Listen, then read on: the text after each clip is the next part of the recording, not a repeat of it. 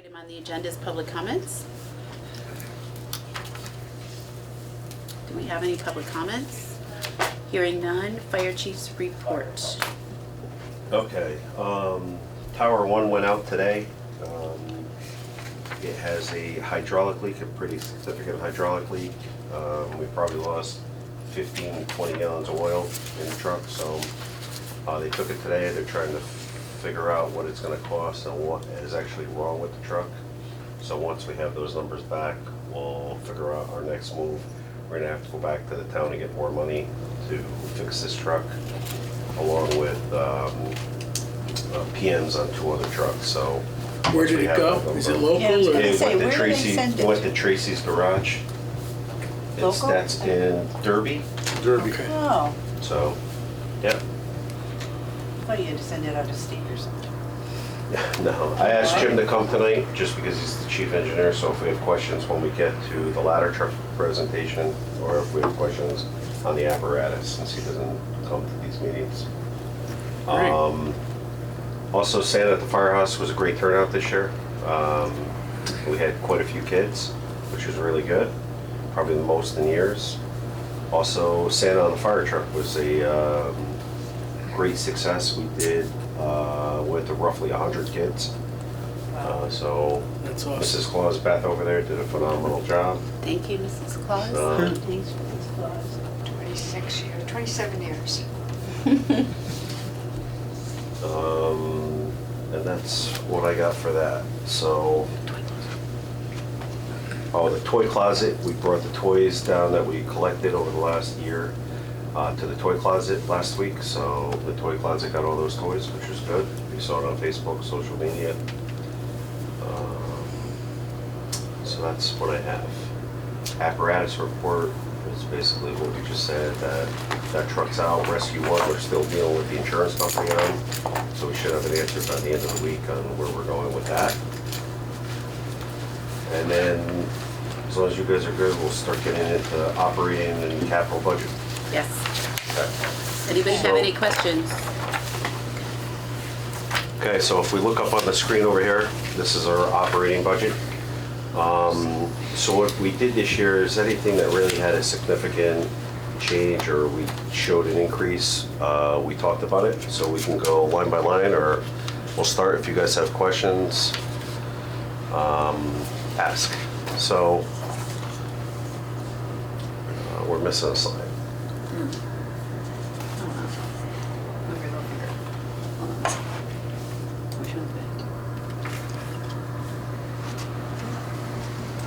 Okay, so basically, we have another slide as who we are. Really? Oh, maybe that's in the, not being the earlier one. So, Maybe.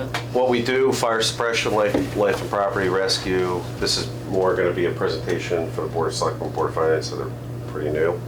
So, fire suppression, life and property rescue, search and rescue, rope rescue, extrication, and other, we have a bunch of EMTs that are certified.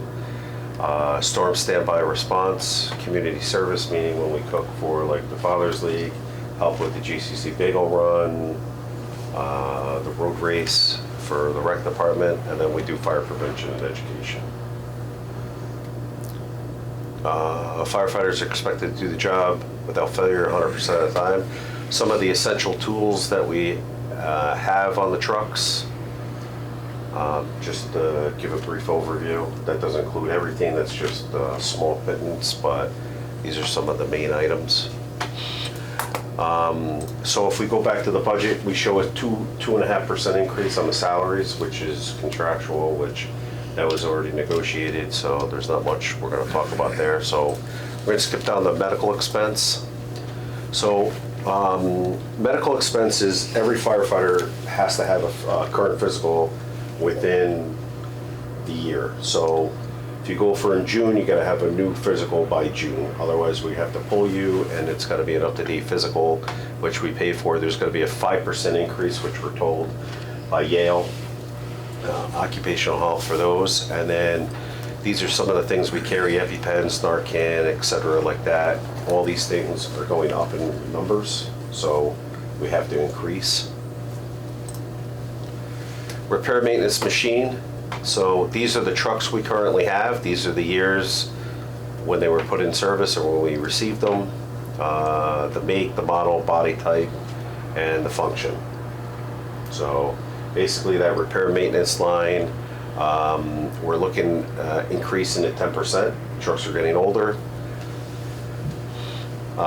We believe the number is conservative due to the increase of inflation and demand, and just everything costs a lot more nowadays, even if you go get your car looked at or fixed. So we're looking at a 10% increase in that line. Repair maintenance testing. So this we don't really talk about this that much, but this is an extremely important line. Our vendors have informed us of a 7.5% average increase this year coming up. So all our ladders, all our ground ladders get tested once a year, have to.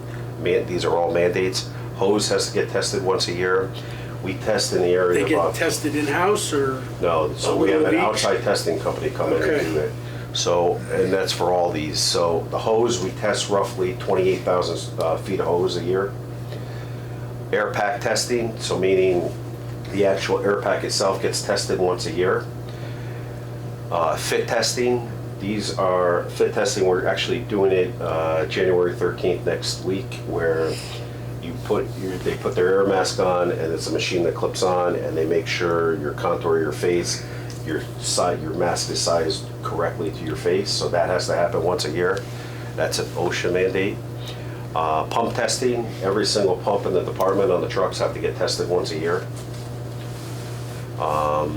Generator testing, this is for the generators here at the radio sites and everything else. So since we're a public service, public safety, they have to get tested twice a year. So there's a level 1 and a level 2 service that has to be completed on them. So it's not like regular testing or anything done like if you had a home generator. These are items that have to be done twice a year.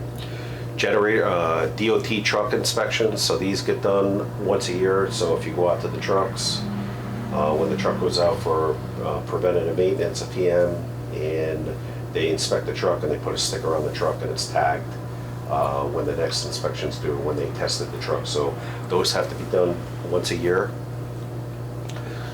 Aerial testing, that's the ladder testing. They extend the ladder fully out, they put weights on it, they test the ladder on the aerial device, and that's required.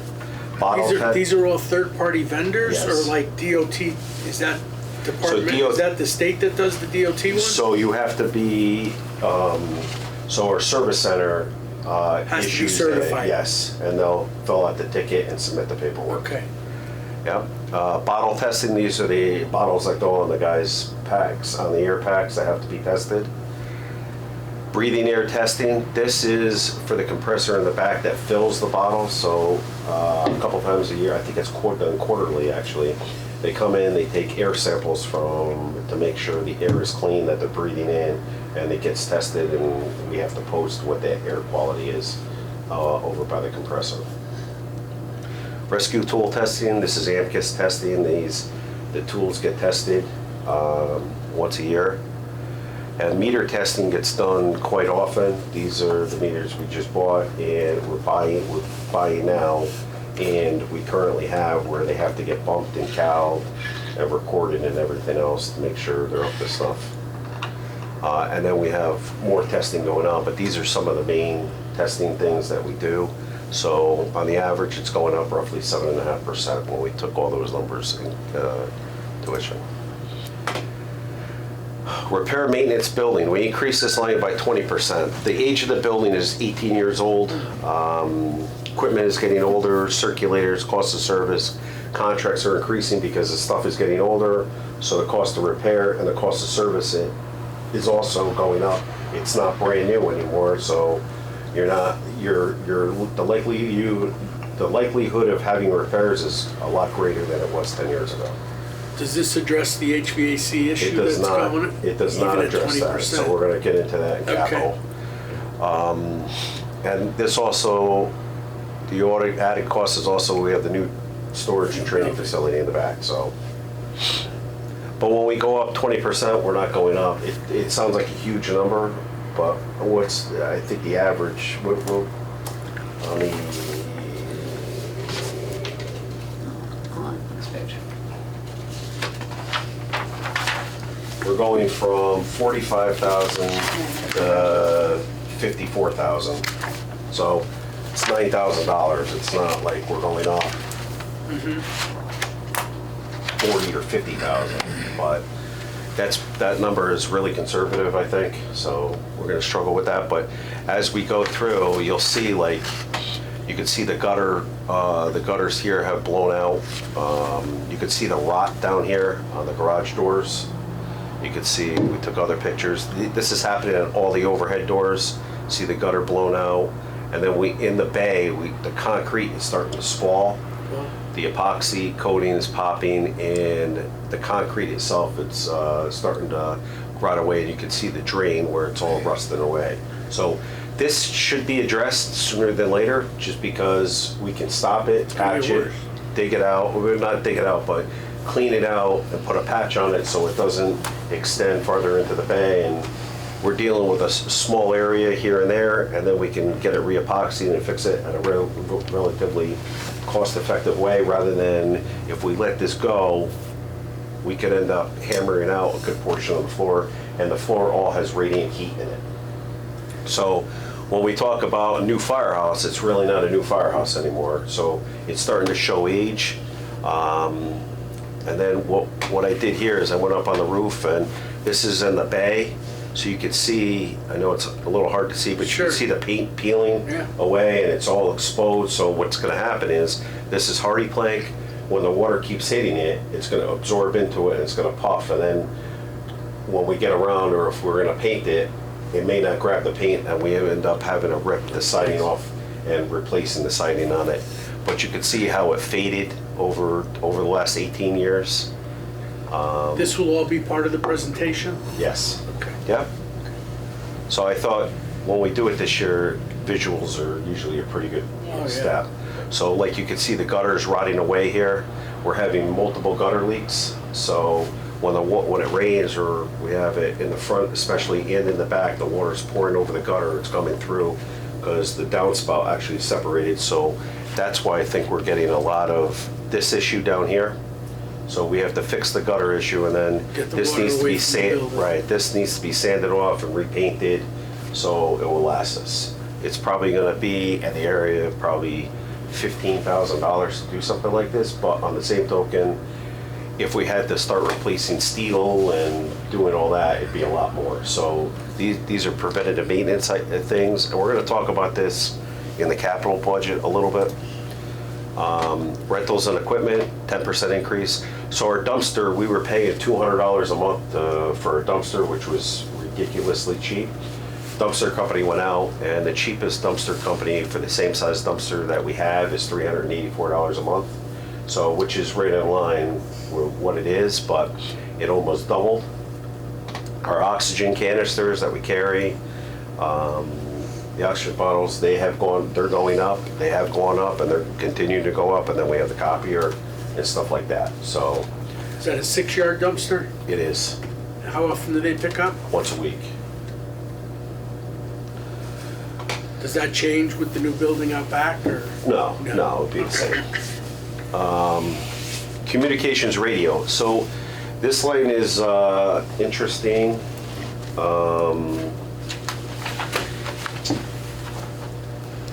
So we're showing a decrease of 22,416 here. So if you were to look at what we currently pay, we were paying $189,676 last year. So what happened was Motorola came back, and when we put the radio system in back in 2019, we had a 6-year deal, 5 or 6 year contract with them, and this was pre-COVID. So we were paying roughly $115,000 a year to $114,000 a year to Motorola for a maintenance contract. So we had to renegotiate, and we've been trying to renegotiate and get numbers, and we're still in the process of doing it. But Motorola went from $115,000 or $114,000 up to $161,000 for next year. And that doesn't include all the other ancillary stuff. So all the other stuff is the EMAC site, which is the Seymour Tower site. It's the generator maintenance for all these sites, the fiber lines at these sites, propane diesel for the generators, and the UI expense for these sites. If I may, is this just serve the fire department? This or serves- these radios no, this serve serves- the police as well? Fire, police, and public works. Okay. So we have it all in our budget. All in our budget? So what we did is, let me just keep going down here to the next slide. So to give you guys an idea, we have what's called a simulcast radio system. So basically, the guys out on the road are using the radio, talking into it, and it's hitting all these sites. So we got the RWA tank, the police department site, 25 Bradley, Shepherd's Farm, Oakland Country Club, and the Seymour Tower. So what happens is when somebody talks into the radio, broadcasts out, goes to all these towers, and then out of those towers, it picks the clearest signal, and it all goes into that comparator, which is right here. Out of the comparator, it determines what is it happens in milliseconds. It determines what has the best clarity and the clearest voice, and then it broadcasts out. So what we do is that contract maintained all these towers, these comparators, the consoles, and everything else. It does not maintain the portable radios, the radios in the trucks, or anything like that. This is the actual main brain of the system. So what happens is we have the opportunity, and I think $161,000 to go with Motorola is completely insane this year. So I think what we can do is we can drop that number down to $71,000 from 115,000 down to 71,000. And right now we would have Norcom, who's our radio vendor, basically it's called like a break fix contract. So meaning if a component went out, and the Motorola contract has a break fix contract, that's what we were using, and something breaks, they would replace it brand new, 24-hour service, the whole 9 yards. The Norcom contract, basically what they would do is almost essentially pretty close to the same, except there's no software upgrades, where before when we had to negotiate the last time, we needed to do a software and we opted to go with the hardware. So if a piece of hardware broke, they would be responsible to fix it. We would never see a bill. If they came out 100 times, they're responsible for that. We would never see a bill. The software would be every 2 years they would upgrade the software. So if we didn't buy, when we first started this, if we didn't buy the software in year 1 and year 2, and we needed to do an upgrade in year 3, we would have to buy year 1, year 2, and year 3. We can't just buy year 3. That's all changed. Now we can buy just year 3 if we wanted to. From Motorola? From Motorola. But it's still costly. So the Norcom contract for 71 would not include the software upgrade, which we're doing a software upgrade and hardware upgrade per our Motorola contract in June. And June is our last month. Before it expires? Right. So no matter what we do here, right? Now there's another option on the table, which I am considering, right? Because when I wanted them to pull the tickets for the last few years on how many times they came out here and what they did. So last year they came out roughly 15 times. So if we were to pay that like on a T&M basis, we would probably be pretty good and we probably would have been okay. But it's a gamble. Basically it's an insurance contract. How old is the equipment? The equipment is 2019, so 6 years old. And Norcom will take over So Norcom would maintaining take this equipment? They would take over maintaining it. So now basically for the 71, if something were to break, it's called depoting it. They would take it out, send it to the depot, and they would fix it, and we would get it back and do it. Is it Motorola equipment? It's Motorola equipment, yes. So they would fix the current equipment and just replace it back. If they take it out though, what happens while it's gone? They would give, Norcom is usually pretty good, and they would give us a loaner piece that they would put in until the stuff from the depot Temporary. came back. Okay. Yep. So there is another contract for $16,000, $17,000, which includes preventative maintenance and a site visit quarterly. So meaning they would go to the site, look for any rodent damage, any fail lights, anything that would cause alarm, and they would let us know that, and they would do a preventative maintenance, tone out the system, make sure everything's optimal.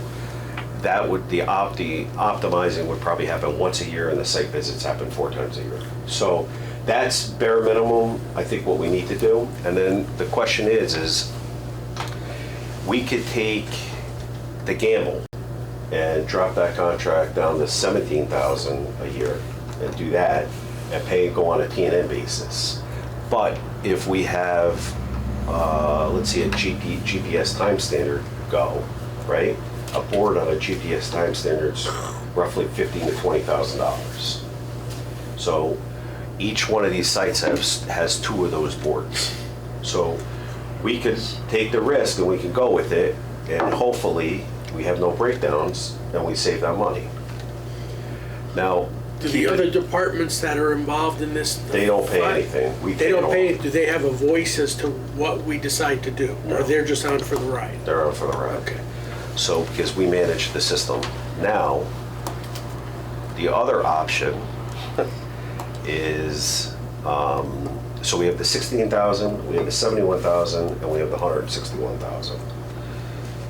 With the 16,000, we take the gamble and we're gambling between 16 and 71. The 71 would include the preventative maintenance and the site visits. So really, when you think about it, probably the insurance contract, because you have to do the bare minimum, would roughly $50,000. Now, we can take the gamble, put the 71 in, right, which I would do anyway, and say, let's take the gamble and let's go with the $16,000 option. Because when I look at the tickets from the last few years, it really is not adding up to that number. So now, if we were more private, right, if you owned it or I owned it, I probably would not spend the 71,000 because it's a gamble, but you're paying so much more for something that could happen that may not happen. But Your equipment is 7 years old. in 2030, okay, which is only a few years away, we have to do an upgrade to the system. And we're gonna talk about that in capital. This contract that we're upgrade- talking about, is it a one-year contract? One-year contract. In 2030, we have to do an upgrade to all these sites. Not the radios, the sites and the consoles, because they're gonna be obsolete and they're not supported. So that cost is $800,000. Right now, it's a rough estimate. So it's in the capital budget for $800,000 because we need to update these. So basically, we're looking at equipment that's coming to the end of its useful life, but we're getting a lot replaced and a lot upgraded, and the software upgrade in 2030. Can we gain another 4 years out of that? Probably, without having anything major, where I don't think we're gonna be having $70,000 every single year for the next 4 years. So we may have a year that we're really low, we may save 30, 40, 50 grand, and we may have a year that we may say spend $100,000, depending on what goes and what happens. So if you're in the private sector, you would save it and then you would spend it as you need it. When you As long say as- save it, you would reserve it? I would reserve it, but Can if you it do doesn't that here? happen, we can do that here. We don't have to go with the contract. But if something breaks, we have a little buffer where we can replace equipment as it goes and pay for the labor. That also being said is, like the 15 times or 14 times they came out last year, we would have to pay the trip charge. Can you put Roughly $70,000 in an the hour. budget and then sign up for a $16,000 contract and reserve the balance? A 71 is put in the budget for 71,000? Yes. And then sign a contract for 16 and reserve the balance for Absolutely. repairs and- Yes. and- And that gives us a good buffer, and we'll know in the first year which way to go. But if you knock that number from 114 all the way down to 16, and you have one issue or one call, you're already over budget. That's why I think you need that buffer, but I would almost take the gamble of not doing the 71. I would almost take the gamble of doing the 16 and hoping that we're not gonna have major issues with the system. And which the we town will shouldn't. allow you to reserve that money like that? We're gonna present this to them at, So this has to be approved, yes, that you can allocate 70 and then go to contract for 16 and Mhm. hope, see where what other monies get spent throughout the Mhm. course of the year. Now they can opt to go to 50. I wouldn't go to 50 the first year, I would leave it at 71 And see what the and experience see is. what the experience is, because it gives you a buffer. So if you have a couple GPS time standards that go, you're gonna be over budget pretty quick. If you don't, then you're fine and the money is available. Any questions on that? Or move on. So what are you proposing that we just? I'm proposing we put the 71 in like I did, and I'm proposing right now where I stand, and it may change, I'm still trying to figure it out. I'm proposing, it's like $17,000, 16, yeah, I have it in the other room. So I'm proposing we do that, but we allocate the 71 and then we can determine what we do next year. And if the money's left, the town can take the money right back. So a year out, you get an upgrade in June on the software. A year out, now You get no upgrade, you get no upgrade. which you wouldn't be eligible, you wouldn't get an upgrade anyway. But will they will charge you and give you an upgrade, or you They can't won't. get an upgrade? You won't get it, upgrades usually are every 2 years. But that being said, you may not be eligible, you may not want the upgrade in 2 years. You may want the upgrade I in thought 4 you have years. to have it in 2 years. You don't have to have it, depends on how your system's running. In 4 years, you have to do an upgrade and you have to replace equipment. Hands down.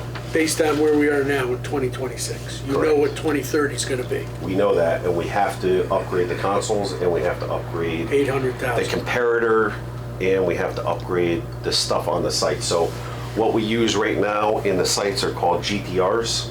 That's the brain of the system. And now they're gonna go to, I believe it's called a DTR. So they're going from a G to a D. And that's what we have to upgrade to. It's just like going from Windows 7 to Windows 11. You have to do it, and that's where we're gonna be They at no longer 2030. support the old. You're right. So even if we go with the Motorola contract and we have life cycle, meaning we can keep getting that, but they won't upgrade us to Windows 11. We'd still be stuck on Windows 7, if that's, makes sense. As long as it's supported. Once it's not supported anymore, like it won't be supported in 2030, that's when we have to upgrade. Now, when I say upgrade, I'm not saying throw everything out. So we'll have routers and we'll have other stuff that we're keeping. It's basically a computer that runs a radio system. Okay? Training. NFPA OSHA training for existing and new firefighters. This line, we're gonna go up $5,000 from 30 to 35. It's a 16.5% increase, but we're going up 5,000, which this is a good thing because these are some of the things that we do. We graduated 2 firefighters last year, or this current year, firefighter 1. We graduated 7 firefighters in firefighter 2. We have 2 new recruits, and we're actually going to be getting a 3rd new recruit right now, and we're going to probably enroll them in the summer 2026 class of firefighter 1. So this line to go up is actually a really good thing. That means we're growing in Yeah. our staff and volunteers, which is really good, especially with today with volunteerism dying. So this would that this is training really be? good. What's that? That training, do you know where it'll be? No, they haven't come out with the location yet. Might be in Bethany, it might be in Seymour, Orange, it might even be here. So we hosted the Fire 2 class here. What was that, in October? October. It's September it started. September, October, and then December. So. The other big thing is, just so you know, our EMT refreshers, we used to have to do a refresher class if you were EMT certified every 3 years. Your license was good for 3 years, so every 3 years you'd have to do it. Now it's every other year, but within that every other year, there's a bunch of CMEs you have to take, and there's additional training that you have to take in that time period, where before it was a one-shot deal, now it's, Spread now out. you have to keep going at it and keep updating your training, so it is costing more money. Electric vehicle fire training, which is for all the electric vehicles that are coming through. I know we've gotten calls about fire blankets, different things. So nothing's really been set in stone on what the best thing to do is or buy, but a fire blanket right now is about $300 to $3,500 for a blanket. Basically, you would put the blanket over the car and you'd have to sit there with a hose and keep throwing water on it. So, and it doesn't go out in 15 minutes, it goes out in hours. You're just trying to keep it cool. So there is no right answer on it. That's why we haven't, that's why we haven't really moved forward on that. So if you went to one today, Yeah. how would the department respond to that? Basically, we would take all the water we got and keep dumping it on it and keep it cool. But you, electrical vehicle fire, you could be out there 7-8 hours. Yeah, So, and more people are driving them. So it is a challenge it's a risk within the we fire have to deal with, department. yeah. Technical, these are the everyday items for motor vehicle accidents, hazmat supplies, meets federal, state and federal mandates, increased cost of supply. So this is a bag of Speedy Dry. So on any given motor vehicle accident, we usually on the average go through 2 to 3 bags, but there are times we could use 20, 25, 30 bags of it. And they're like, on the average, I want to say they're like $14 a bag right now. So it, we used to buy it for like $8.50, $9. So it has gone really high. The other thing, flares for motor vehicle, for wire down calls where we have to close roads. Foam, the foam that goes into the trucks. Plug and dike. So these are all things that have costs associated with them. Gear replacement. So this year we're looking to go up 7%. And 7%, I just want to make it known, 7% in our gear line item is one set of gear. So a set of gear is over $5,000 to outfit a firefighter. So between jacket, boots, gloves, helmet, hood, Does it that all include adds the up. mask? That does not include a mask. The masks we use are roughly $1,300 to $1,500 a mask.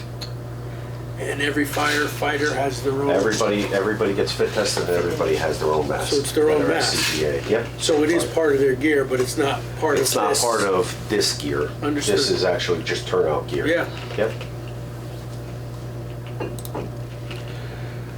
This is our repair maintenance machine line item. This is our machinery line item. This is the last item. So basically, just replaced 10. We're replacing 10 Draeger meters right now.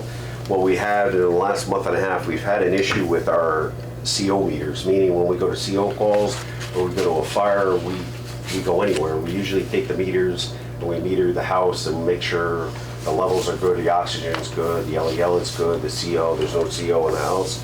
What's happening is these meters, these are our current meters. These current meters are reading all over the board. So one meter could be reading 50 parts per million, one meter could be reading 10, one could be reading 0, one could be reading 40.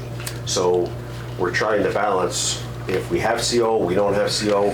So what we're doing is we're replacing 10 right now, and then in the budget, we're gonna replace the other 7 we have. Why so many CO meters? We carry multiple meters on each truck, so it depends on what truck goes. You have to rely more than 1 meter. So you have to have multiple meters, and then so in case one meter is bad, you have the other meter. Even though they get calibrated or bump tested constantly, you can still have an issue with them. So are these just getting obsolete? that They you're are. getting They're 8 these- years these old. They're 8 years ratings are all old. different? So what we do is we have a rigorous program on them where we replace these sensors right here. So one's an oxygen sensor, an LEL sensor, so CO sensors. So basically, when it comes back and it's bad, we change out the sensor, we buy the sensor, we put it into the meter. What's happening is now the meter itself is no good, so the new sensors that are going in are not, it's not making a difference. So it's time to replace them. So a new meter on the average is costs about $1,300. Now we just got contingency for, put $22,000 in roughly for 10 meters. So why is it costing more money than the $1,300 a meter? We bought 10. We had to buy the docking station that when the meter goes in, the gas gets hooked, a gas canister gets hooked up to it, and it reads it. The whole unit is like $8,000. So on top of buying the meters. And then you have to buy modules with that calibration unit. So we show an increase of 120%, but that's because of this number, 9926, that's the actual CO meter. The $7,500, we have to keep buying, we keep buying these. These are the Unication pagers. These are the pagers that the guys wear on their belts, where if a tone comes in, a call comes in, it triggers, it alerts them. They're like the old Minitors. And they let them know where the call is and where to go. So it's a voice pager, and we just keep rotating them through because they break, and they're at the point where when they break, they're usually not repairable, and it's cheaper to buy a new one. So we constantly do this, and when we get new members in, we have to issue them one of these so they know when a fire is coming in. Okay, so that was operating. If you guys have any questions on operating. I'll shut up. So just to give you a perspective on our operating budget, since we show a decrease in some of it, our overall increase percentage-wise is less than 0%. It's $11,708. The other thing that we had to do, part of this year, the Board of Selectmen and Board of Finance, or Board of Finance, I think it was more than the Board of Selectmen, wanted to know what it would take to go down to 0%. So this year, what I did is, I looked at it, and we have these mandates and all these things that we have to have. So what we looked at is the $5,000 for programs and publicity. Those are the little red fire hats, coloring books, crayons. The fire prevention stuff, we would take that out and not do that. Out of that would be $5,000, and then the other $6,700 we would take out of the hydrant line item. And it's not that they're gonna shut the hydrants down, but that's $6,700, and it's more than that. That's the fire service charge for Town Hall, Beecher School, the library, Public Works, the center building. So we pay for all these fire service charges within the town, out of our budget. That's the water authority. That's the water authority That gets to paid have. to the- So if you have yeah. a sprinkler system, that's the connection fee for the sprinkler system. Yep. We pay that out of our budget. So if we're gonna cut to other departments instead of cutting out of our department. Okay, but if we were actually gonna spend less money, what would be the next thing you propose? And I say that because that's persuasive. What's the next thing you would have to cut to actually save money as opposed to just shift it to another department? Well, I don't think we should have to pay that regardless. Okay, that's a completely separate issue from how you present a 0% budget. So Okay. what other thing would you have to cut besides fire prevention to children to get to 0%? In other words, you want to emphasize where it's going to hurt us even more. Exactly. If we had to cut something else, Yes. so that there could be an appreciation as to why you select or propose what you're proposing. Exactly.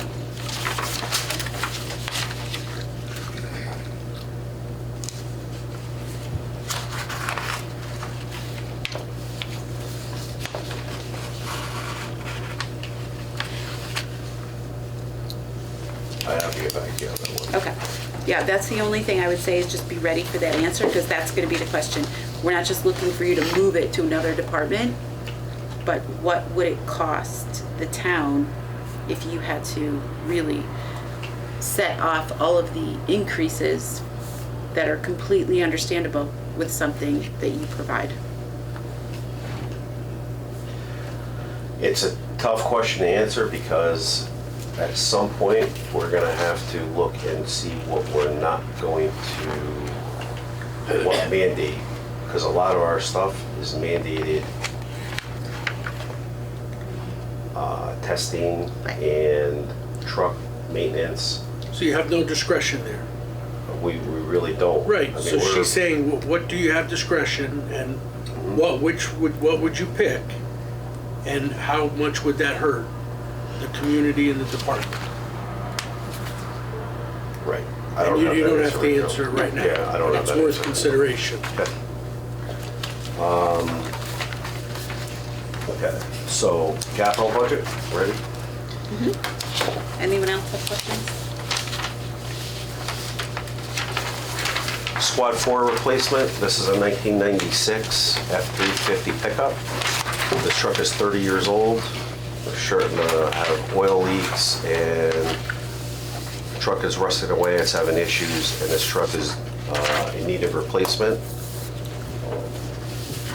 Any questions? It's a truck that goes to almost all the calls. You can see the barricades in the back of the truck right now.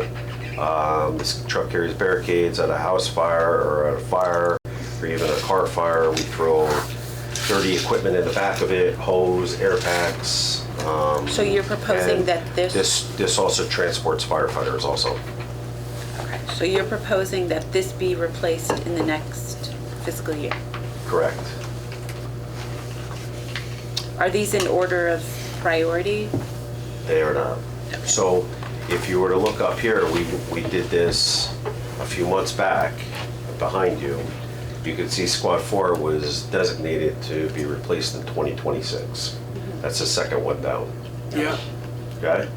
So this is the same spreadsheet we had up back in, I want to, July. and so when you estimate the cost, that's When for a I new estimate the vehicle? cost, I'm estimating the cost of the vehicle and lighting. So we need to replace the emergency lights. Emergency lights on a truck like that, are what, 12 grand? 12 to The 15,000. lettering, the whole bit, or no? 12 to 15,000 just for the emergency lights, then you have Wow. lettering, which is probably another 4 grand. So I'm just thinking this should be in order of priority. Priority. Are these all things that you're asking for in this budget year? If I remember right, we want to get some funding for them, but they Yeah, so we're wouldn't gonna occur to do that, future though. years. Bear with me, Karen, what? If I remember from prior conversations, we're putting them in the capital budget, but not all of them are going to be ordered this year. It depends on when they're coming up. Just because you order it doesn't mean you're paying for it. You may pay for it in 4 years down the road from now, or 5 years down the road.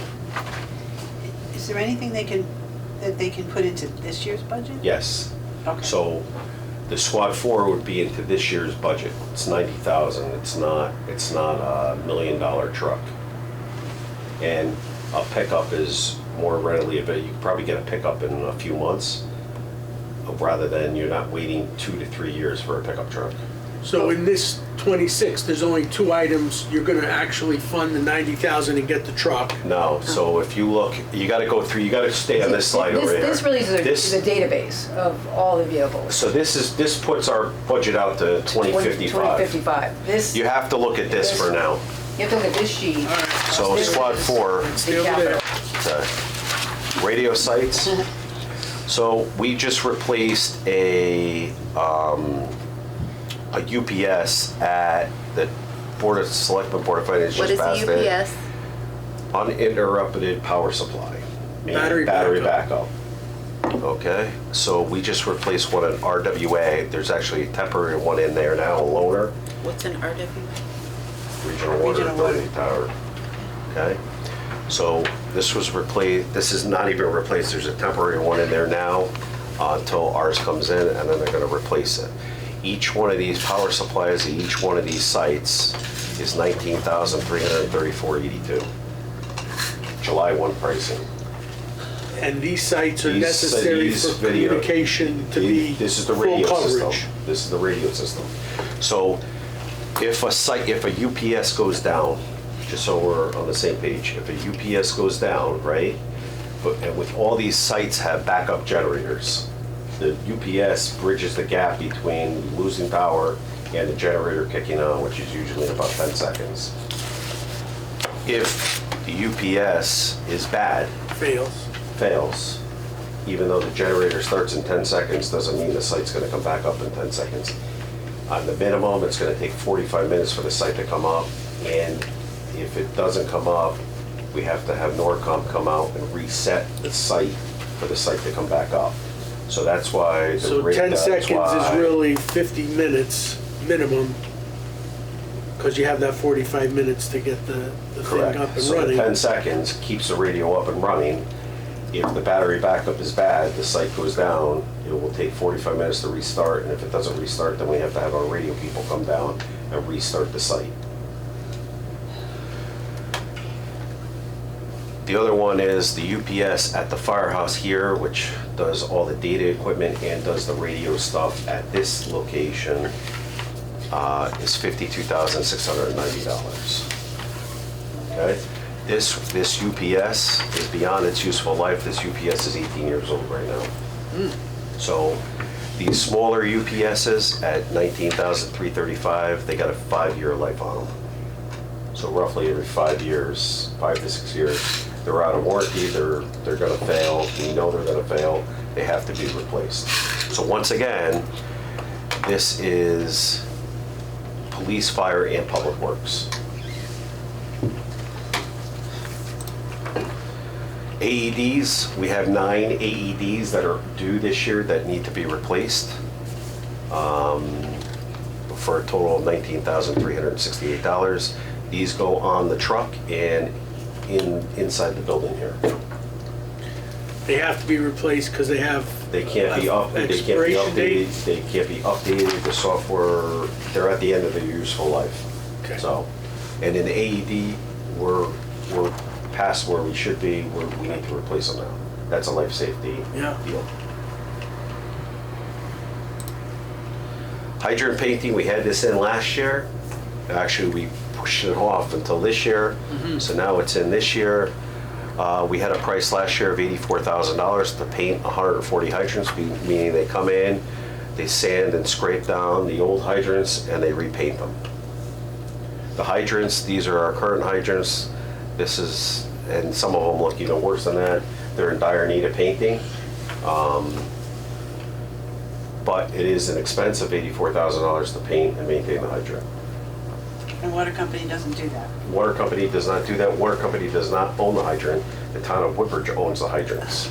So that's why when we look at operating and our hydrant bill is $115,000, we pay to have access to the water.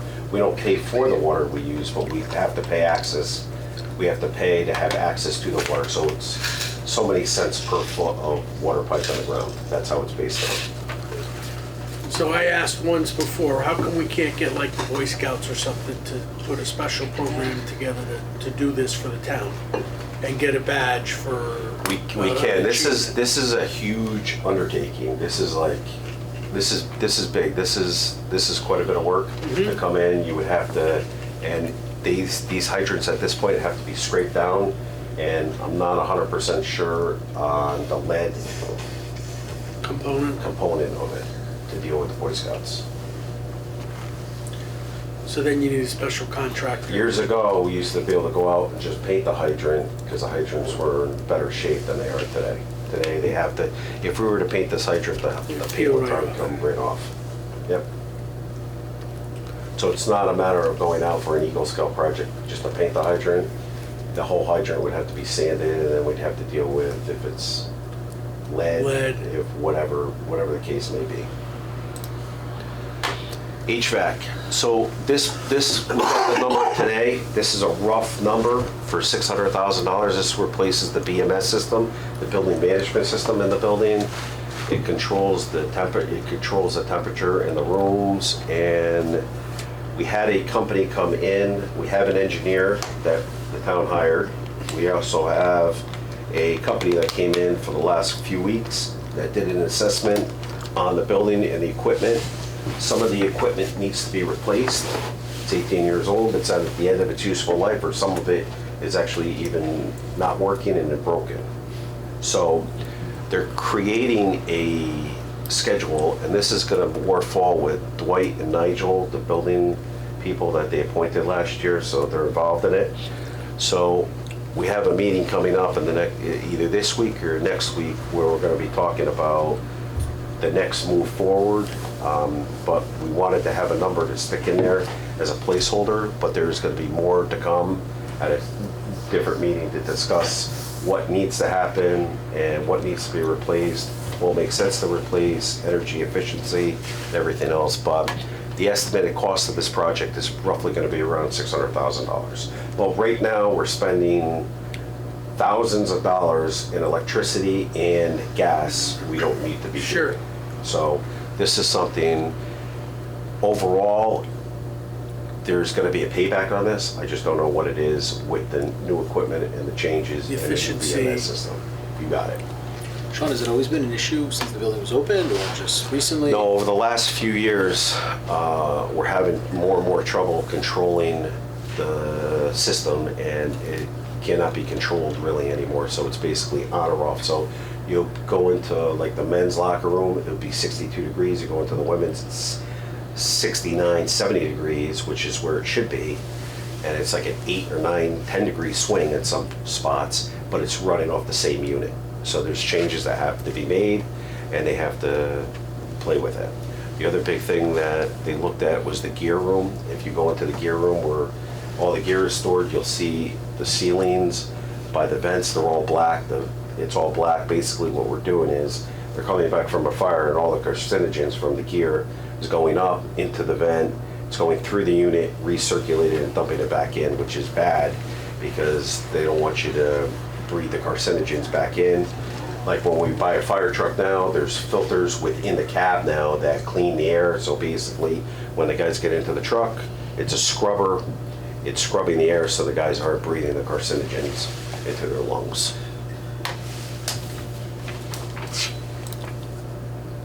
Engine 2, this is a 2002 truck. It was the first attack piece, 1,500 GPM pump, 750 gallons of water. It's got a CAF system, compressed air foam system. If we were to replace this truck, we'd be looking at a 3-year build time for a new one.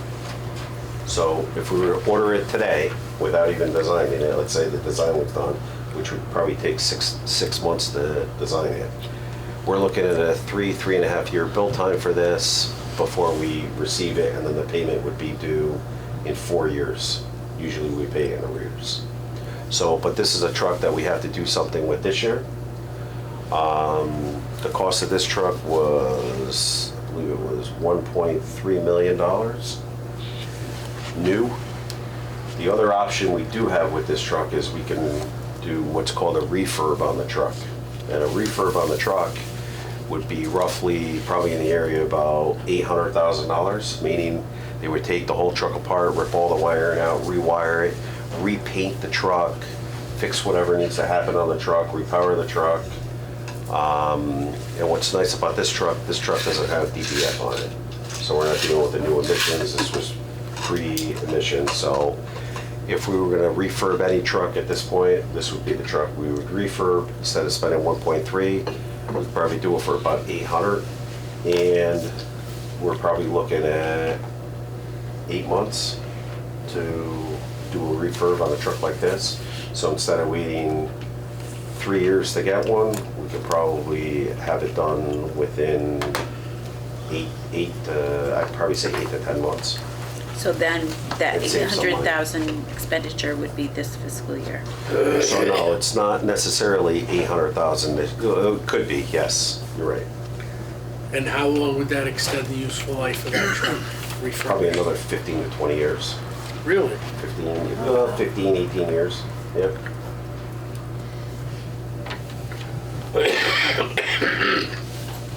And the 1.3 is not guaranteed because there's an It's escalation not clause. guaranteed. No. Yeah. Car 21, this is the chief's vehicle. We got major electrical issues with it. We don't even drive it anymore. we've talked about this numerous times. And then car 22, the assistant chief's vehicles at 2011, it's got over 120,000 miles on it, and the car's just running away. I mean, we're getting our useful life out of these vehicles, and we put $75,000 in for these vehicles to be replaced last year and this year. So they didn't do any last year, so now they're both up this year. Radio communications upgrade. This goes back to what we were talking about earlier. We're on year 4 of a 5-year plan to replace. These are just the portables and the mobiles in the trucks that we did.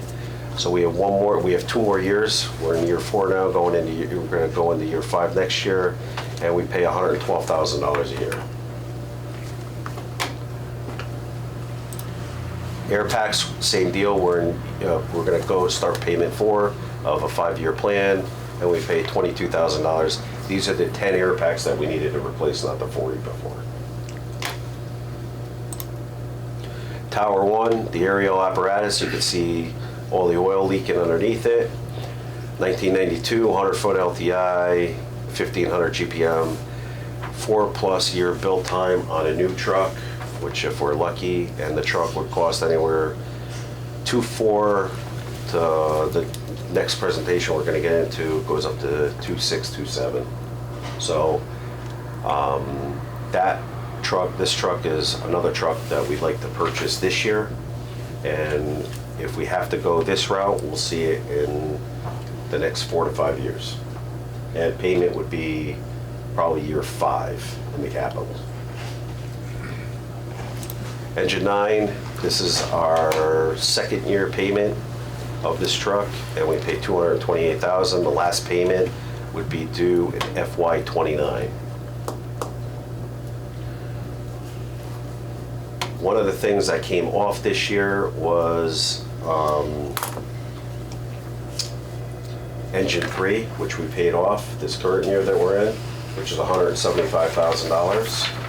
So now if we go back to 0%, if you look at your thing on the capital, I would say in the capital side, we would do the AEDs for $19,000. We would do the UPS replacement at 100 Center Road here for $52,690. We would do 1 UPS at one site, and take our chances on the others for $19,334. Car 21 for $75,000. Air packs for $22,000. Radio upgrade for $112,000. Engine 9 for $228,000. Total of $529,362. And with that being said, with these, we'd be giving back, we'd be below 0% because I think it's a $9,000 savings.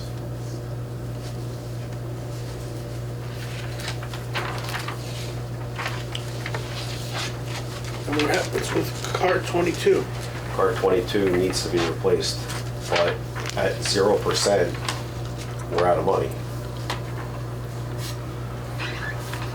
And we don't replace all the UPSs at all these radio sites.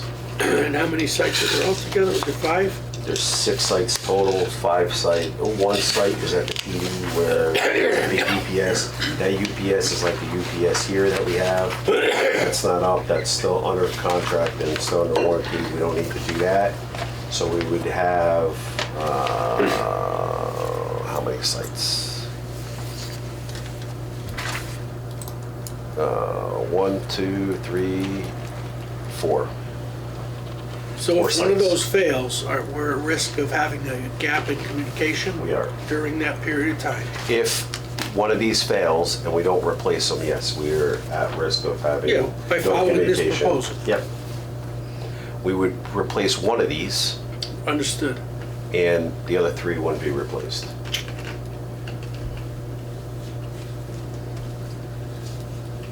Any other questions?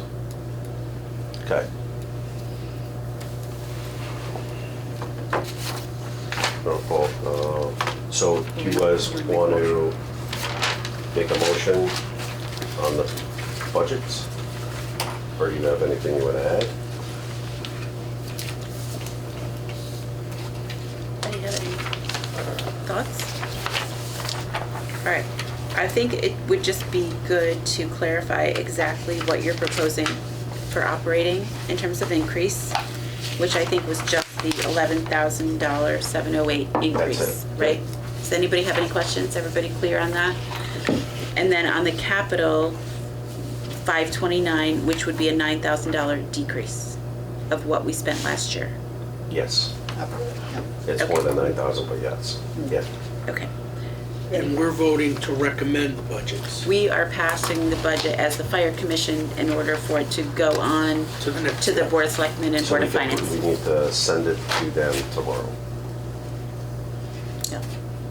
Does anyone, Guys, this is the first year that we're under like 10% increase in the budget because we were able to save on the radio line. But you have a lot of mandates in there. That's why we more did this, so everybody can get a pretty good visual and what we, Presentation. what we spend on. Yeah, you did a lot of A work. lot of it is, a lot of it's mandates. yeah. So this, it may go beyond the scope of tonight's conversation, but I'd like to better understand why, for example, the radios and the communication falls to our budget and is not shared by the other So you need a departments point that of, utilize them. so you need a point of contact with the radio system. So if you have 3 different people, 3 different organizations involved in it, and we've used to do this, it becomes really chaotic and no one really manages one thing because they thought somebody else was doing it. So when the system was put in, it was determined at that time, because I was a big advocate and did a lot of the research on the radio system, that this would fall under the fire department to manage and control and make sure the generators are up to snuff, the system's up to snuff, So and everything it else. can't be structured in a way that we run point and we're the primary control department, but the other 2 departments contribute because they're benefiting from the services that this equipment provides. I think from an accounting standpoint, when I talked to Tony, it was easier at the time to put everything under one department, so it all, one radio section, so everyone can see it one shot, rather than when the police department goes, or the fire department goes, or public works goes, it's under one budget, and it's easier to maintain that. As long as the commissions know that you're paying Right, for it makes it look like we have a swelled budget Yeah. with Right. respect to Yeah. this item. Which we don't, so, Yeah. you know, I heard that too over the last few years, and it's kind of disappointing, because why is our budget so high? Our budget really isn't so high, guys, when you look at it. So if you look at other fire departments, right? So we pay $115,000 a year for hydrants. Yeah. Usually most departments, that line is not in a department budget. That usually comes out of a different General fund. town budget, Yeah. right, the general Yeah. fund budget. If I can see this thing for a minute. Yeah, I My think we point should is separate to what. the uninformed person Yes. who's Yeah. gonna vote on a budget, they don't appreciate everything that you So, know and the right. history. Right, And so so- now, if we were to take, if we take 115,000 out there, if we took $189,000 out of the radio system, now you're what, $300,000? Now, there's multiple things, like, you could take out, like, not all departments have electricity and gas in their budget, so you could start deducting, we could start deducting all these things, and our budget comes right back down. We're one of the only budgets in town that shows we're really transparent on what we spend on. So we show every little single thing, and we pay for every single thing, where We show every utility. other departments Yeah. don't do that. Right. But we're paying for the benefit of others. And We are should paying others for that. carry their fair share, We are paying for the benefit. So Yeah. we have to get up and advocate. So when we look at a capital budget this year, right, we're looking at a $130,000 expenditure, where if we didn't have the radio system, we'd probably be asking for $52,000, because we need to replace the battery backup here. here. Right. That's what we would be asking for. Yeah, I would That's when say- you look at it, that's what we should be doing, but I would say last for the month, percentage. last month, we were looking at, we had to go and I had to ask for, I think it was 18,000, whatever it was, for the battery backup for the RWA site that failed. So since we're responsible behalf of for the it, three. the fire department is asking for that when It's not just the fire department, it's public works and the police department. Yeah. Yes. So I Right. think we should just have a number of like X% of our budget covers other departments. Just so we kind of have our minds wrapped around that, that should be part of the presentation. And you're educating others Right. and helping them appreciate that. Yeah. You're not just giving us this money for us to spend, and we're So doing even if it you were to as- take, communication security, right? That's the S2 system for, and I'm just gonna pull this out, 6460, right? We actually spend a little bit more than that. That line is underfunded.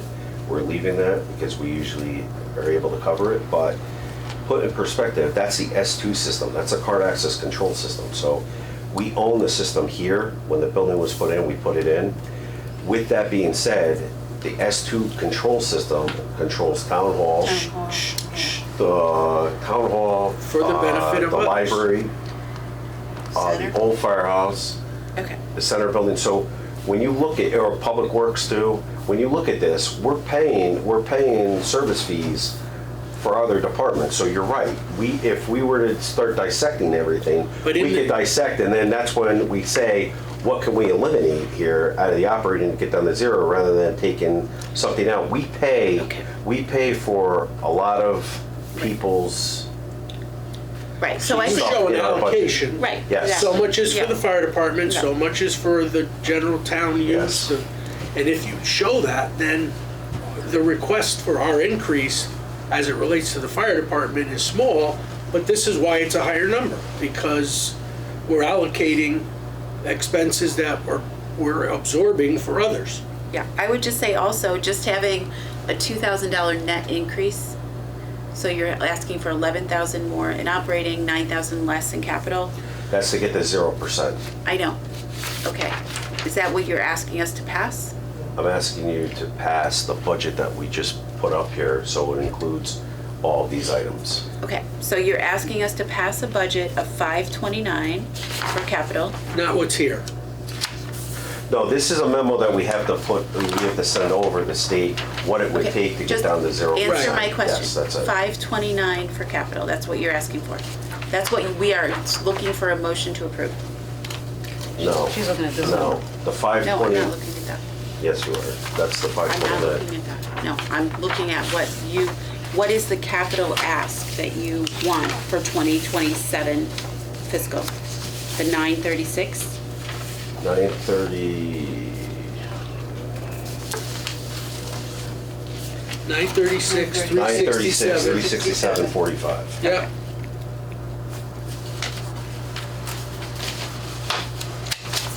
Okay, and then for operating, you're looking for a $12,000 increase from 1.308, 11,000, 1.308 to 1.320. So we're looking for 1320. It's 11,708, 618. 11,708. it's 11,708, and that is, as it stands right now, the way we presented it, it's under a 1% Under increase. 1% increase. Okay. And so last year they spent, capital that was spent actually was 529. No. What? Last year, I'd have to go back and get you that number. I don't, actually, right here. Let me just- And capital. I don't know if I have capital. I don't have capital. Nope. Okay, but was that memo that you had for a 0% increase? Yes. Okay, so, That includes all the items in this, of the 936. but the total The total is is 529. 529. That's to get the 0%. Okay, so that means that last year was 529. You have the AEDs in there. How much was spent on capital last year? So you gotta add another 9,000, roughly 9, I don't have the number in front of me, Karen. I did last year's budget, it was. Okay, so 538? I want to say it's another 9,000+, almost $10,000. I don't have the number. Okay, so something along the lines of 539 was spent on capital, and now you're proposing 936. 529. No, I'm not recommending that. I'm recommending the 936, 367.45. Okay, I just want to be clear when we make our motion. That's So what we're proposing, We're that's. proposing the 936. Right. This would get us down to 0%. But we're not voting on this. No, you're We're not voting voting. on what we Voting want. on This is that, our yes. budget. Yeah.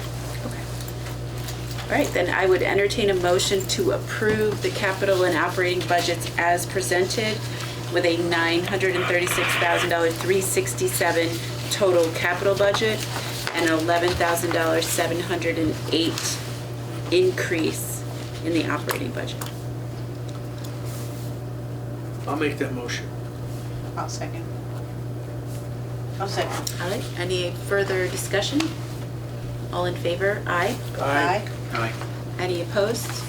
Any abstentions? Motion passes. Nice job. Nice presentation. Boy, big presentation. Good job. Can you read that motion back again? Yeah. Sorry. Can I read it back? Sure. It was to approve a budget of $936,367 for capital Okay. and $11,708 I increase think in what- operating. No, I think what you need to do is you need to do the entire budget of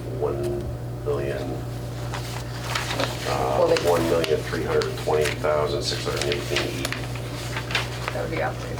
That's operating. She already did capital. 320,618.80. Well, okay, but So you just don't want to reflect the increase, you want the actual number. You want the Yeah. actual number on I it. think That's how you do probably- it. okay, let's Okay. all withdraw our motion and our seconds and our votes. Okay. Do this again. All right. So we are, I would accept a motion to approve a capital budget of $936,367 Yep. and an operating budget of $1,320,618.80. I will make that motion. Do I have a second? I'll second. Any further discussion? All right, all in favor? Aye. Aye. Aye. All opposed? Any abstentions? Motion passes. Okay. Hold on one second. Next item on the agenda is the acquisition of aerial truck. Yes, so We have another presentation.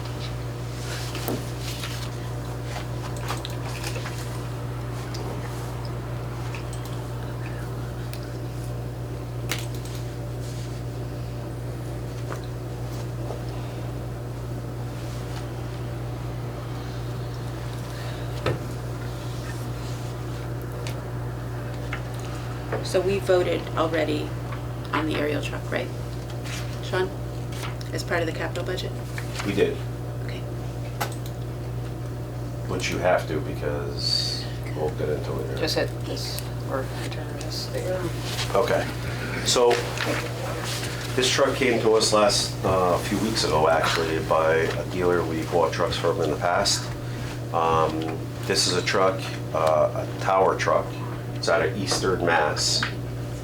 Brand new. It's a 24, 25, and the reason for it is the chassis was built in 24 and the body was in 25. They took delivery of June of 25 on this truck. This town is going through, they're revamping a bunch of the stuff they're doing. This is a paid fire department. They eliminated 11 firefighter positions.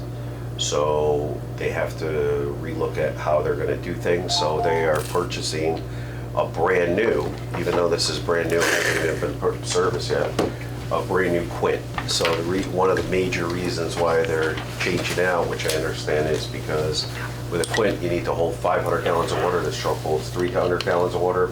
This truck holds 300 feet of LDH hose, large diameter hose, and a Quint needs 700 feet. What, just so I know, it's a Quint. It's another tower truck. They're buying another tower truck, just a little bit different from this. Okay? So bottom line is we have an opportunity to We buy have an this truck. opportunity to buy a used, brand new demo truck, basically. Quick. Quick. No We waiting. don't have to wait 4 No years. waiting. Got it. The truck alone, the truck right now, we would not exceed $1.9 million. Where if we bought a conventional tower truck, stripped down like Orange did 2 years, there's 2 years ago? Yeah. 2 years ago, they're still waiting, I think they got another year. They're paying just under 2.1 million, that was 2 years ago. That truck today is probably worth about 2.4, just to put it in perspective on where we are. What's the aerial? The area is 115 feet. Does that get us to what we need? I know there was some discussion around, you know, It does. future building and heights in town. It does, so we could talk about that as we go through. Once again, who we are, we're a 45-member department, 100% volunteer. We got 7 juniors. We got some of these juniors that are coming off that are gonna go into the department, so that number's gonna rise. And our junior program's doing really well.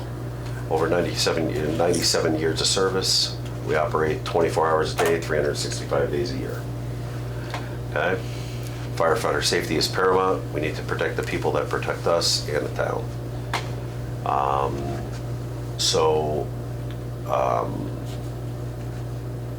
What we do, we went through this on the last slide. Yeah. I'm not gonna talk about it unless you guys want to. Types of calls we go on. This is our current tower now. This is our tower rescuing a kid out of a tree. These are just some pictures. We have other pictures. Structural private dwelling, meaning this truck would go on every structural response to the new truck. It would go on every commercial high occupancy. And we'll go through that later in the presentation. Could do rescue, hazmat, chimney fires, motor vehicle accidents, extrications, outside dumpster fires, power line down, research, search and rescue, rope rescue, medical assist, mutual aid, other types of emergencies. That's what we go to. So this gives you a brief overview, and once again, we understand that our trucks are big and there's a lot of trucks, and why do we have so many trucks and why are they so big? Reason being is the town has 10%, but 10% of the town is hydranted, meaning we have to carry water and bring water to the fire.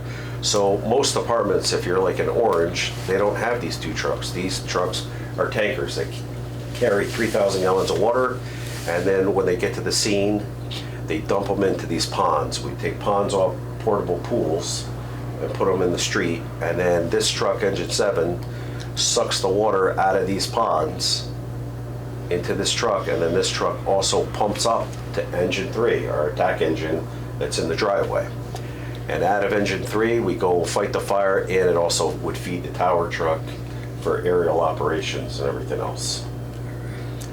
Engine 2 or engine 9 would go out to the closest hydrant, set up, and as these trucks come out of fire, it's not uncommon to have 5 or 6 tankers running from, we call mutual aid in. Mutual aid takes probably about 20 minutes to get here, so we need to get going. So our trucks carry 3,000, their trucks all carry 3,000 gallons of water also. So engine 9 or engine 2 go to the closest hydrant, they hook up to it, they suck the water out of the hydrant, and they push it and pump it into the tankers. They come back, rescue 1 is there for support, for light. It carries, 30 air bottles, 35 air bottles on the truck to replace the guys coming out of the fire, put a new bottle on the air pack. So this just gives you a brief overview on what the trucks do at a structural response. How long does it take to get 3,000 gallons out of a hydrant? When we're pumping it, When you're filling up the trucks? probably 2 to 3 minutes. 2 to 3. And then to take it from the truck and put it in the pond? Probably Same? about the same. So it's pretty quick. We move a lot of But water. but You have to keep that line going. Yeah. So too many tankers is not great because we end up lining up, and then as you dump, you have to have that nice cohesive run where you're constantly moving. The loop. So you're constantly filling, the next truck's pulling out, the next truck's pulling in, and you're constantly getting it. But at a given fire, we probably move anywhere between 1,500 to 2,000 gallons a minute. Depends on what we're doing. And the tower would vent the building, and engine 3's crew would basically go in and fight the fire. So we don't want to just go in and fight the fire, we also need to vent. If we just go in and fight the fire, basically, we can push the fire around, if that makes sense. We need a place for the heat and the gases and everything to escape out of the building or out of the house. That's why this is a crucial thing for us to have, and these 2 things work in tandem together. Okay, what height building requires a tower? So we're gonna get into that if we keep going. So we have a 1992 right now, this is our current truck, a 1992 Spartan, 100-foot LTA. Truck's 48 feet long. The new truck is only 40 feet, so it saves 8 feet. 500-gallon water tank, 1,500 GPM pump. Truck's currently 34 years old. It was purchased by the Fire Association as a temporary solution back in 2017, which replaced the 1976 Telesquirt as a temporary solution. That's how it was bought, and it did its job, but it's beyond its useful life. It's the town's only ladder truck. Repairs to this truck are costly and extensive. Truck meets NFPA states that apparatus over 25 years should be replaced or removed from service. Truck's unreliable, failed the pump test in May of 25. So like we talked about pump testing, this truck failed pump test in 2025. It's got multiple hydraulic leaks and issues, which it's at the place right now trying to get fixed.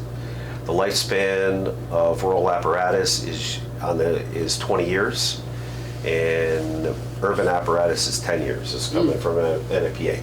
So when we look at these numbers, why is this important? Because we usually try to get 25 years out of trucks. Trucks usually start failing right around the 24, 25-year mark. The problem is if we wait for them to fail, now the lead time on getting a truck is not Can't under a replace it. year, 280 days it used to be. Now it's years out. We're trying to Band-Aid, it's a 4-year build time for a new truck like this. This truck, we Band-Aided this truck through, and we're trying to baby it. This truck rolled only 65 times last year. You can see the hydraulic leaks underneath the truck. Truck replacement benefits: safety and reliability. Newer models come with enhanced safety features and reliability that significantly reduce the risk of mechanical failures during critical missions, protecting both firefighters and the public. The technological advancements, better hydraulic systems, increased ladder reach, and advanced life-saving technologies, meaning this truck is pretty smart. So you basically hit the button, the truck will self-level itself rather than having to go to each one and look at bubbles and make sure the truck is level before you put it up. Does it have that technology to purify the air for the firefighters when they get in the truck? That I don't know. I would assume it does. It's pretty If standard it does, now. I think it's something you Yep. just would want to point out. Yep. Operational efficiency, setup time is a lot quicker, so we're gonna see that. And then it was just another blurb we put in about ISO.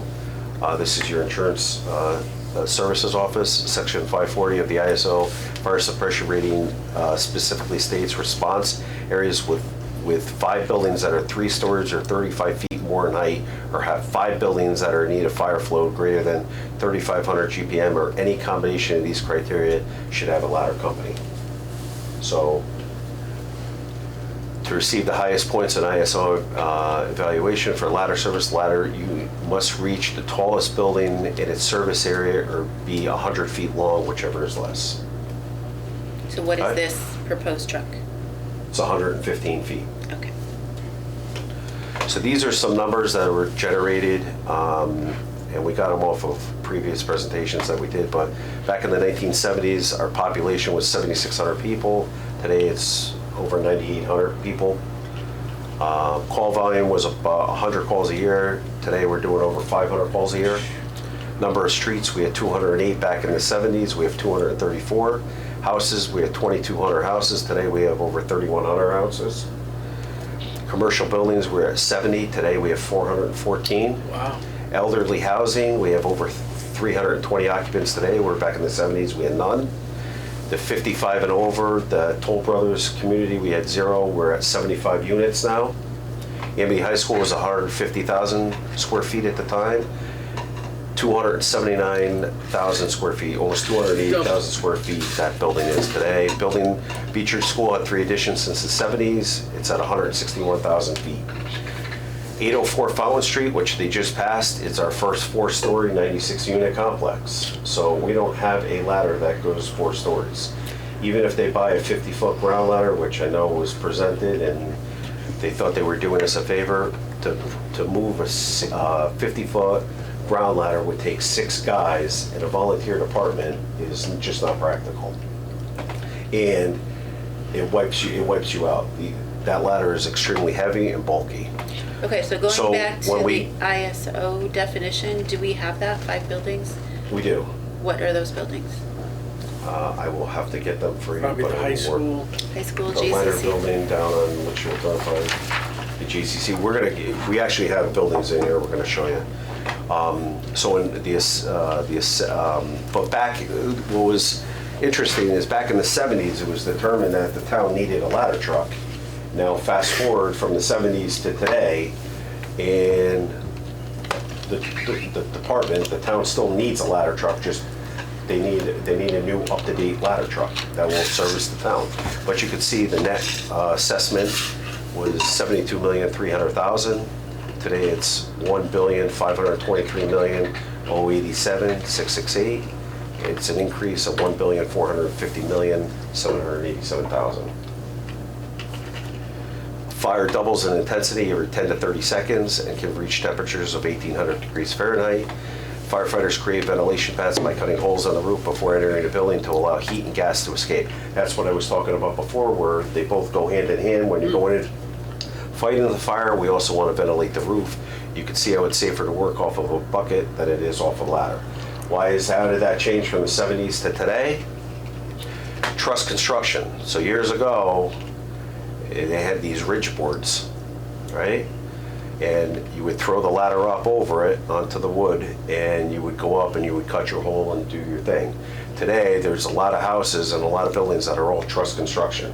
So meaning they don't have that ridge board that goes across. So when you throw a roof ladder up over it, you're relying on literally a 1/2 inch piece of plywood. So that plywood will fail really quick instead of a piece of a 2x. The other thing is, as you see here, see these plates? These are called gusset plates. These gusset plates melt at roughly 900 to 1,000 degrees. So basically, when the fire gets going, You don't wanna be on the these roof. plates will melt, they'll fall apart. Once one fails, it's a catastrophic failure. The truss will fail and the firefighter will fall through. So you gotta be in the bucket. So it's safer to be in a bucket with Yeah. today's construction, yes. Aerial truck is important to do the job, like we talked about. 4 firefighters are needed to set up a 35-foot ground ladder, which we carry on our trucks. And 6 firefighters are needed to set up a 50-foot ground ladder. We don't have the ability to even carry a 50-foot ground ladder. Not even on this new truck would we be able to carry a 50-foot ground ladder. 4 firefighters are needed to make entry for fire suppression, 2 in, 2 out rule per NFPA. So basically you need 4 firefighters when you do that, when you're going in to fight the fire. Several additional firefighters to provide first aid, victims, tools, etc., changing air bottles out and stuff like that. And we need additional personnel to work the tankers and the pumps because we're hauling the water in, so that's taking more personnel to do that rather than hook it into a hydrant and having a positive water source throughout the entire fire. These are some buildings in town that we would need an aerial for. These are just some of them. This is the sports center down on Bradley Road. Has anybody been down there? You can see it. It's a very long building, and you would need, this is basically a truss building. You would need a tower to go up there. The bowling alley, this is bowstring construction. This is the type of truss that fails the quickest. So if that fire is even going 3, 4, 5 minutes, we get called. By the time we get down there, let's say our average response is 7 minutes, that roof has already been compromised and most likely going to collapse in the very near future. So Woodbridge has grown considerably since 1975. Back in the 70s, or back in 1969, you were building homes 2,000 square feet or less. Today, we're building homes greater than 6,000 and more than 15% in homes.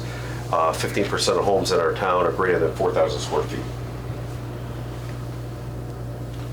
This is I'm gonna play this and I'll do it. This is an aerial view, a drone view of the Toll Brothers homes they just put on Bradley Road. So I'm gonna fast forward a little bit so we can go. But you can see the size of it and what we're doing, and then you can see across the street all these other homes they built. So Those require an aerial truck? these are all truss construction. They all have those they roofs built. that he just talked Yes. about So that melt.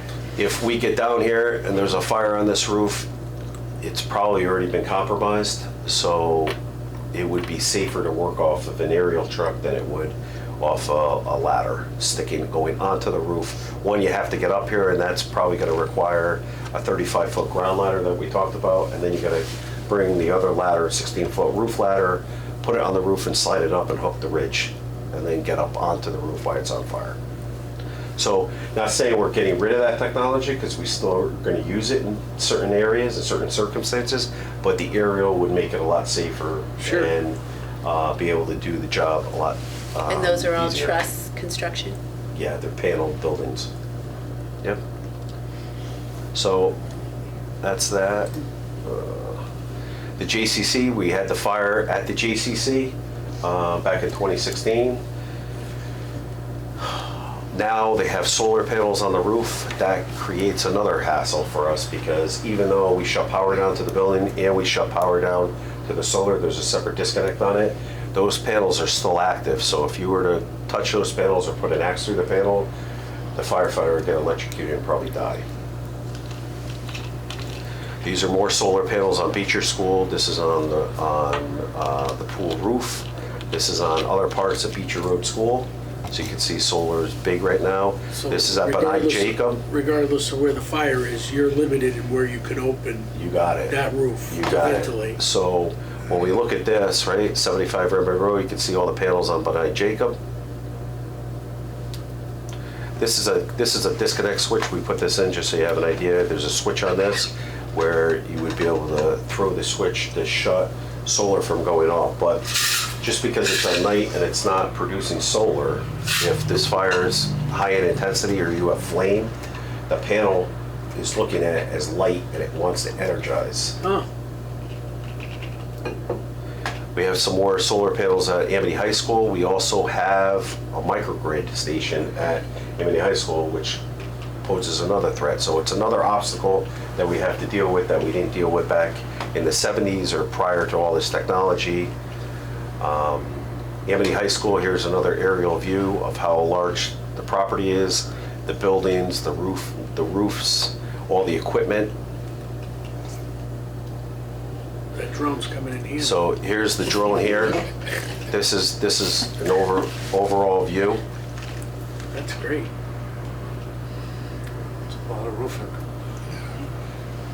So you can see all these units up here could all have issues that we have in the past, and we had to get up here to access all these units. So an aerial truck would make it a lot safer to get up there to do that type of work. And if the building was on fire, it gives us the ability to get up there safely with the equipment, do what we need to do and get off of that roof. 330 Amity Road, this is the Linden. This is 87,000 feet. This is 3 floors. So you have multiple residences here. And this is the rear side access road that gives us better access to access the back of the building. But you need to remember, you have the cars here, you have a sidewalk here, then you have all the shrubbery, a fence, and then you probably have another 30 feet before you get to the building to get up here. So a 100-foot ladder, 115-foot ladder, you're out to get there, just to put it in perspective. So when people think, oh, it's so big, it's not really big when you take all this into consideration. Your reach is what kills it. This is non-ambulatory senior housing on Lucy Street, 21 Bradley Road, which is 88,000 square feet, over 88,000 square feet. This is 225 Amity Road, The Willows, at 57,000 feet. These were all built, this was built in the 90s, these two. You got 1 Bradley Road, which is that complex, across from Saloon. You have this on Research Drive, which is 12,000 feet, 13,000 feet. You have 33,000 square feet where Saloon is and all these businesses are.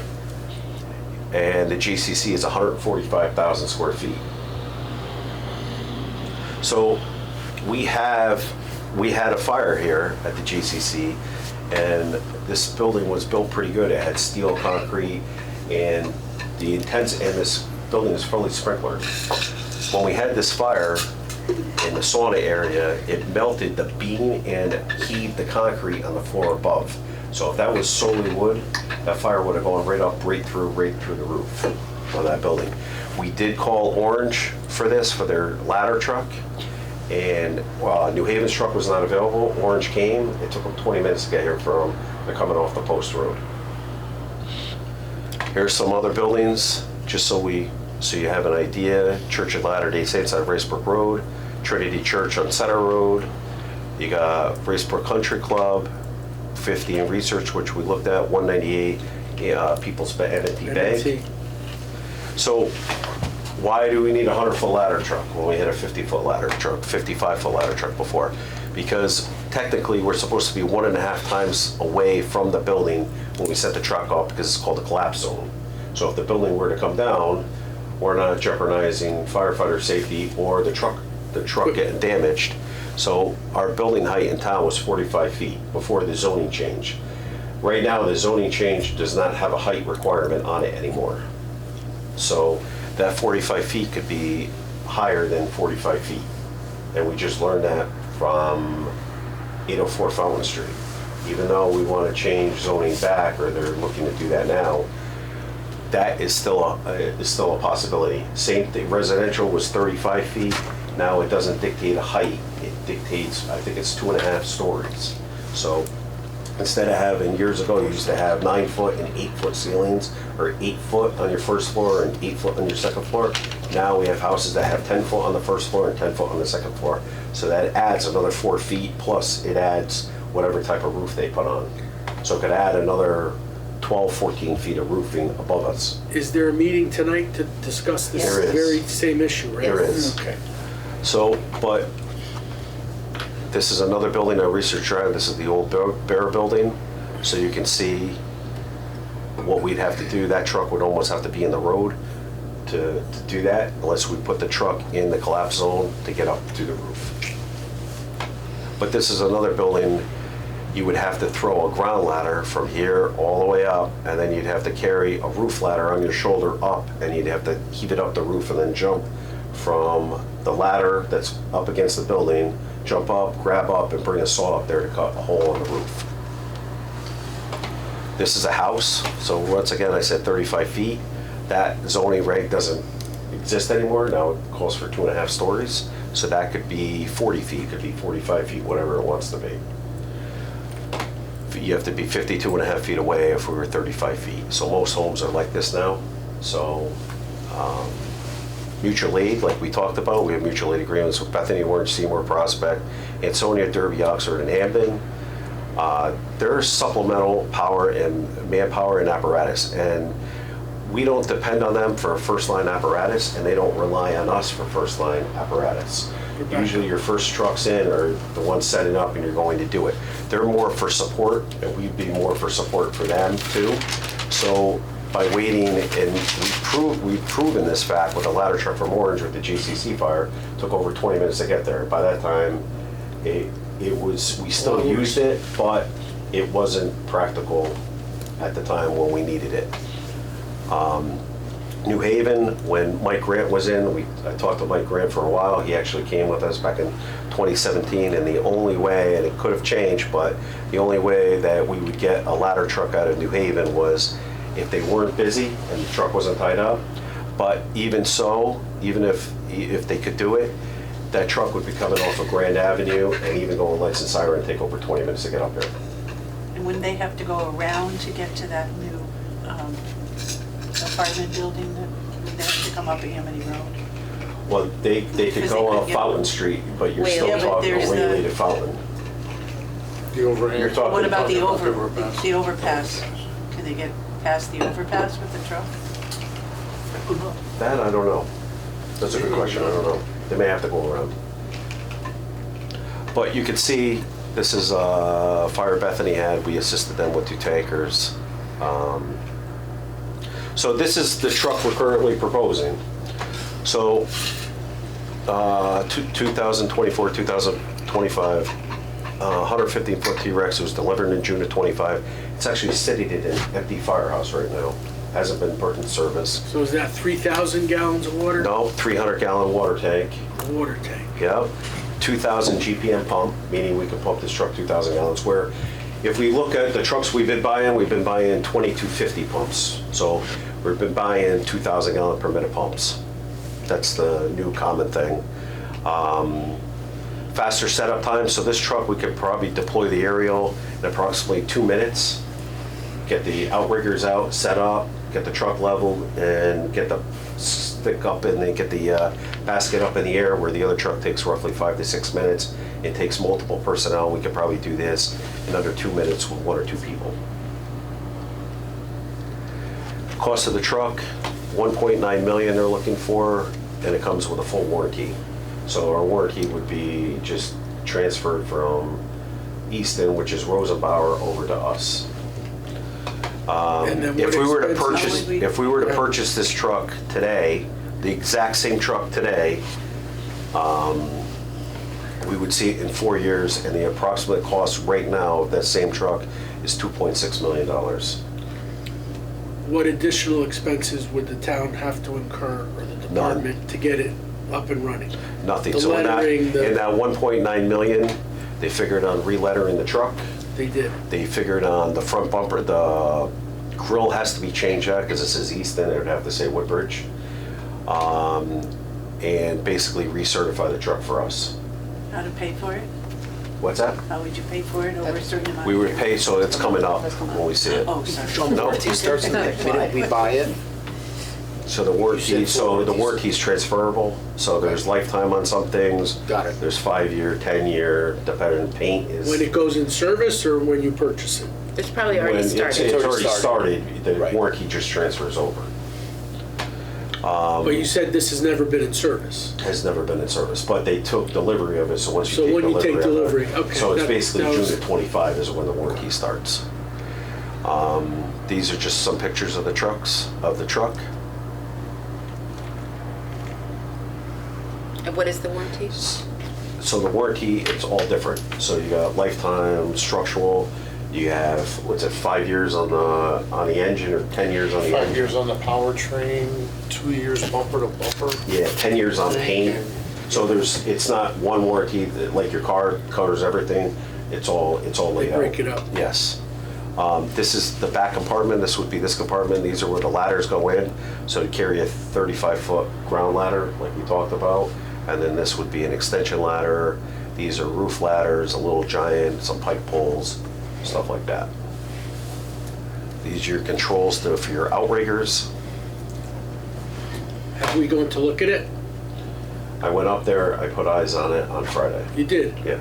Okay. What'd you think? I think it looks good, so they're looking to bring this truck down on the 16th right now. Down here. For us to look at? Yep. So these are just some more, this is the operator station that would control it, and you can control it in the bucket, move the bucket back and forth. Can you let If the you see commission this- members know when it's gonna be here so we Absolutely. can participate if Absolutely. we are available? Oh, yeah. That's that holiday weekend, because Martin Luther King. Okay. So this is the jib.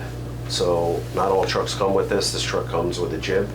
So basically, if you have a parapet, like we talked about Yeah. in the plan of zoning, this has got a Could 20 drop. foot jib. So this truck will go 20 feet below grade for a rescue if need be. Or if you had a parapet, you can go up and over the parapet and drop down, so you're not going up, putting a ladder down, or jumping down and then having to climb back up and jump back up into the bucket. And where would we park this?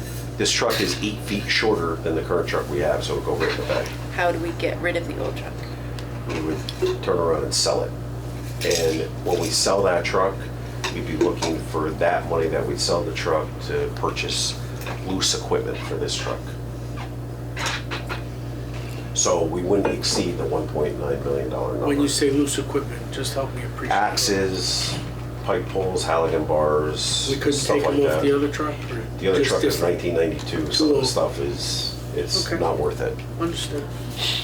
So this, I don't know if you guys were able to see any of this. This is Senator Hawley. They talk about, I don't know if you, Thanks to all of our witnesses, what we'll do now is proceed. I don't know if you guys can hear it. It doesn't really get louder. Per member will alternate. This is a very bipartisan panel, so. So, oh, hang on, I'm sorry. So this video, if you go home and read it, Senator Hawley, Girls Fire Truck Makers.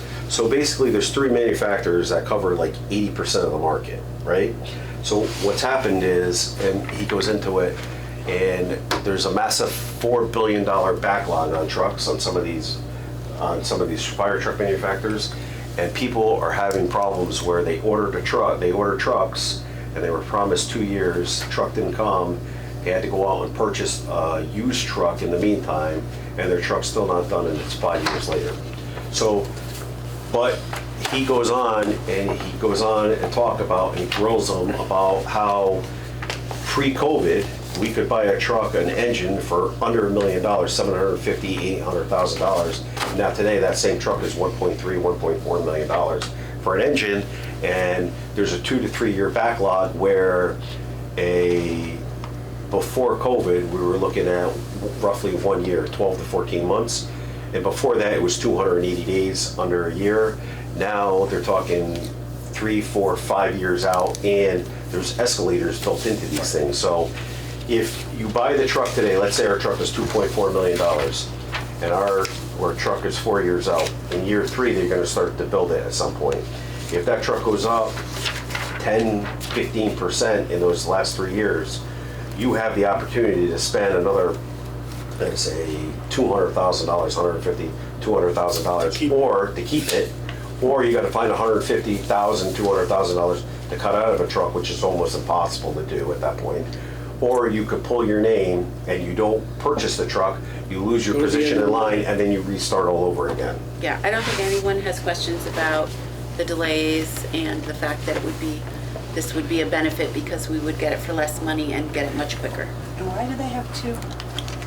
Sorry, I missed that. Why do they have, Easton have 2? They don't have to, they ordered a new one because within the department, they cut 11 firefighters. I heard you and say with that. the union, and I think it was more of a negotiating standpoint, they needed a quint now because they needed to carry more water and more hose on the truck because they don't have the personnel. And in your opinion, this truck is equipped to adequately If we serve our town? if we were to spec out a T-Rex, this would be pretty close to being it. It's got the color scheme and everything. I mean, these are the financing costs. Tony ran these. Tony's going to talk about this tomorrow night.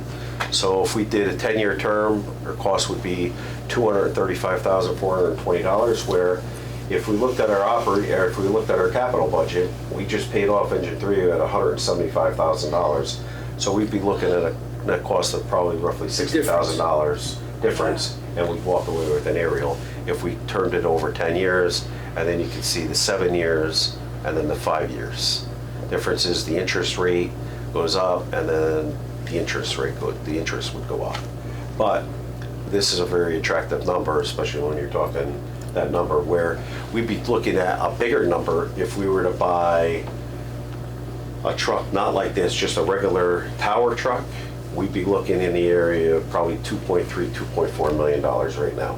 So we're looking to save $4 to $5, possibly $600,000 on this truck. And if we put it were to right in buy the garage. And put it right in the garage now.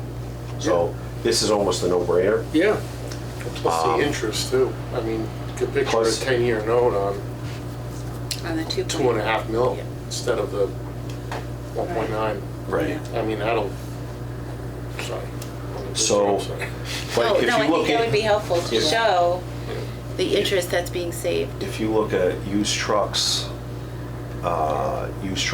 you're looking at, if you were to buy a 2006 truck, Yeah. you're looking at, what was it, 380, 365? I think it's 375. $375,000 $375 for a 20-year-old truck. And then in 5 years, or we'd have to order a brand new truck as soon as we take that, because in 5 years, we know we have to replace it. So I think it's a very this great is not, opportunity. it is a great opportunity, so that's I our mean, it's used, presentation. but it's new. Right. So that's our presentation on the aerial.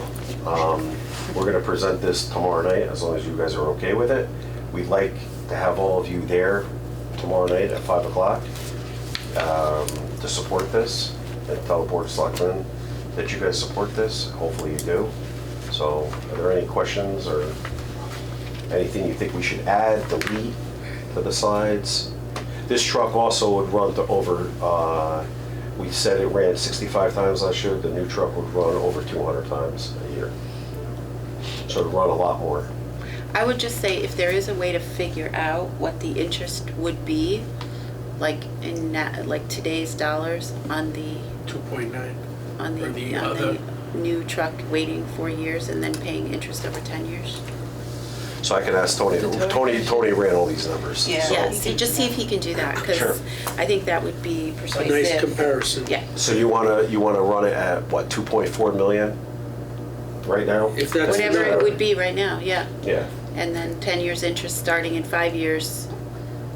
And what Okay. would that number look like? Even if we assume that the rates don't Well- change. And we Exactly. say that's a big variable, but That's also assuming that If there's you no just- escalation in either. Right, no, Right. that's right, that's a lot of assumptions, but if we could say this is the savings on a very conservative estimate without taking into account escalation of the price and interest rate, variability, yeah. I think that could be really persuasive. Okay. So that's what we have.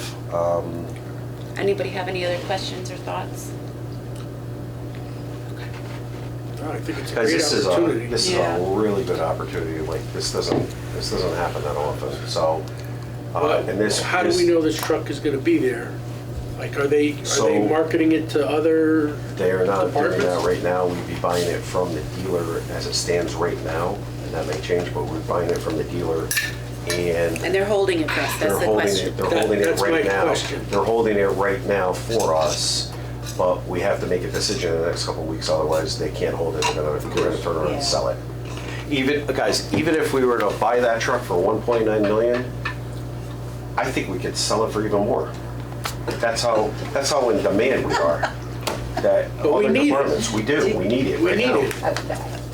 You mean we So- could sell the existing? No. No, what No, could we sell sell the that new for? truck. Buy this that we didn't buy truck. it. No, I'm but not you're gonna gonna say sell that. that, that's a set off, so what do you think you could sell that for? That truck that we're buying, No, No, the old the one. one that we Yeah. had that we'd be getting rid of. I don't know, 20 grand maybe? Does it go to auction? Does it, I don't know how we would do that because the association owns it, so All right, forget that. I don't know that. All right, so I would entertain a motion to